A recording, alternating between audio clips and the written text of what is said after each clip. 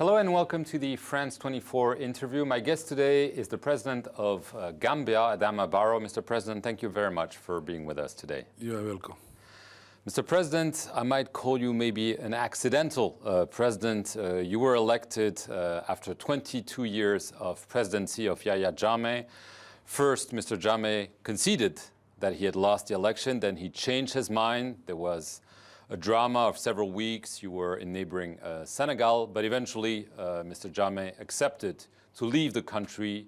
He is now in exile in Equatorial Guinea. You're back and you're now officially the president. You're on a trip to France and Brussels. You've met with the French president. Are you hoping to get some support, not only political, not only moral, but also financial from this visit? First of all, I will answer your first question. I am not an accidental president. At my own party level, 3 people apply to contest for this presidency. 26 voted, 22 out of 26 voted for me.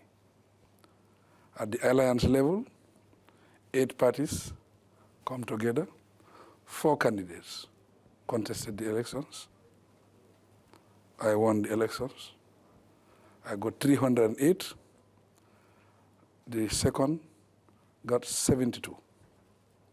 So I'm not an accidental president. I want us to clear that.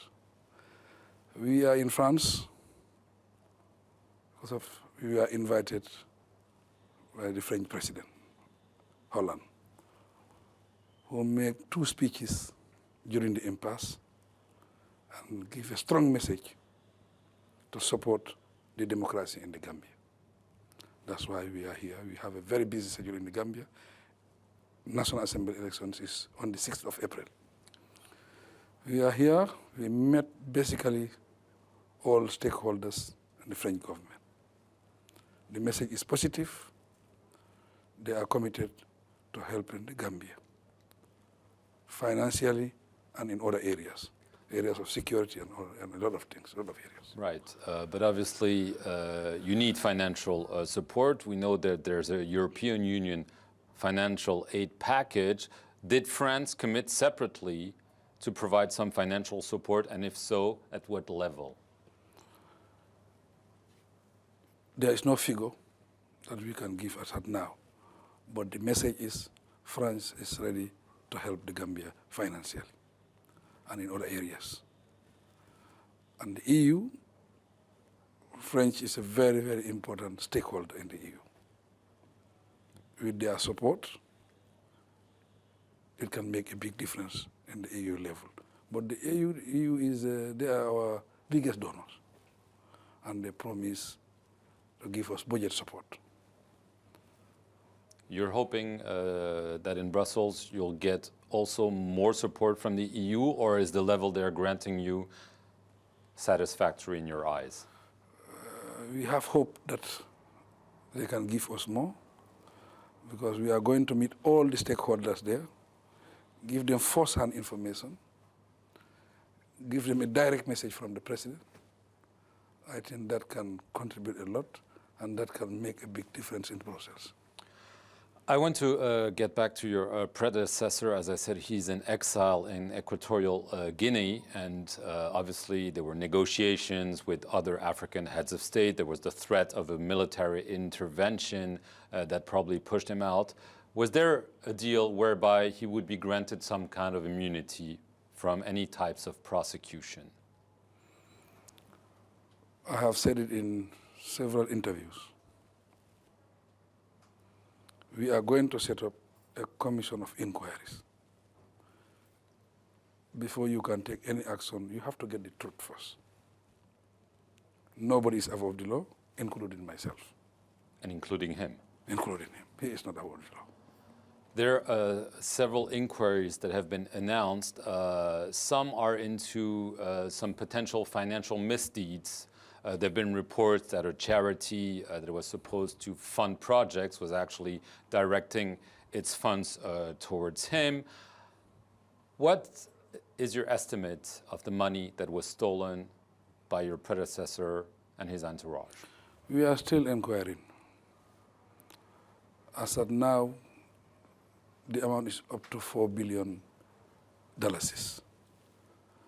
4 billion. As of now, we are still going on. We are looking into other areas. And also, there will be an inquiry set up to find out exactly what have transpired. We are trying to see what is in foreign accounts. We are working on all that. But domestically, as of now, it's a little above 4 billion, what we have seen.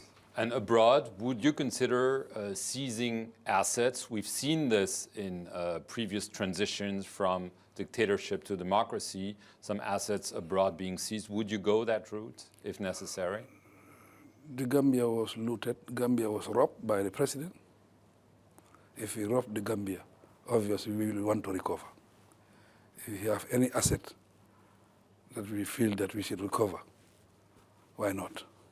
What about human rights violation? Human rights groups have documented people being jailed, people being tortured, people being killed, people disappearing through those 22 years. Are you willing to go after the regime and some of its actors? Some have been arrested already, to really try to see what happens in terms of human rights violations. We are ready. We have set up a commission that have started work. There have been 18 arrests. 4 are with the military, 14 are in detention as of now. And we will carry on to know the truth. Would that mean a Truth and Reconciliation Commission modeled on what happened in South Africa, which also included amnesty, by the way? Or do you think this should be done by the courts and not by a special system? In the area of atrocity that we are committed, everybody who is found wanting will face the due process. Already the court process has started in some cases. Would you consider, obviously your predecessor wanted Gambia to pull out of the International Criminal Court, the ICC. You've stopped that process. Would you consider asking the ICC to prosecute some of the cases that you feel Gambia is maybe not in a position to prosecute? In the first instance, we have to do our inquiries, get comprehensive report, know the magnitude of the cases, then that's the time we can decide what way we are going to take. So you don't rule it out? We don't rule it out. Senegal was key for you, obviously because of the history and the geography. It's key to Gambia in general terms, but obviously you went there, you were even sworn in a first time over there.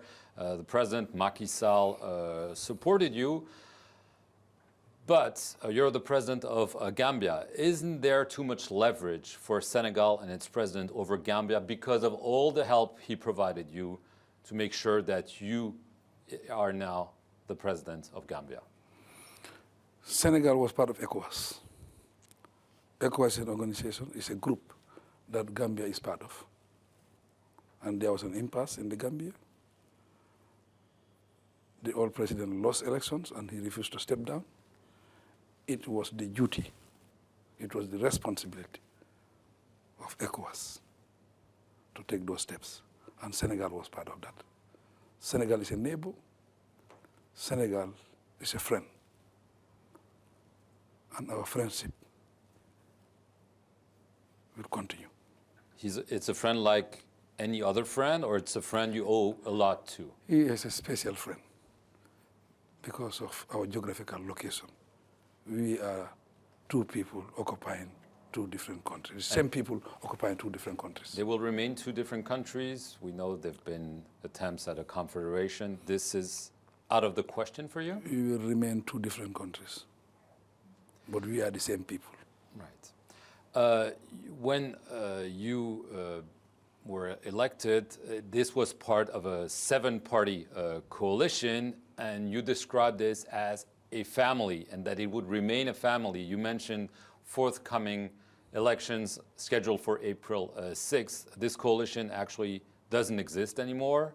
The candidates are going to be running for different parties. Are you disappointed that this coalition only held for you to become president, but cannot hold for the future. The coalition is there. Really? It remains intact, yes. There is a tactical alliance. When we say tactical, we don't want our parties to die. If you want to contest under the coalition is not a party, it's not a registered party. That means you have to resign from your party to contest as an independent candidate. So the coalition remains? If everybody resigns from your party, who is going to run the parties? That's why we see that the parties continue as a tactical alliance. So the coalition is on.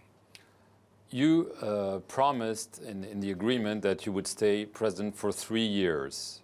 Are you still committed to those 3 years, or could you decide to stay longer as president? This is the agreement. That's what we agree on principle. My mandate is 5 years, but the agreement is 3 years. We have a lot of work to do. When we get to that level, we will assess whether we have finished what we wanted to finish.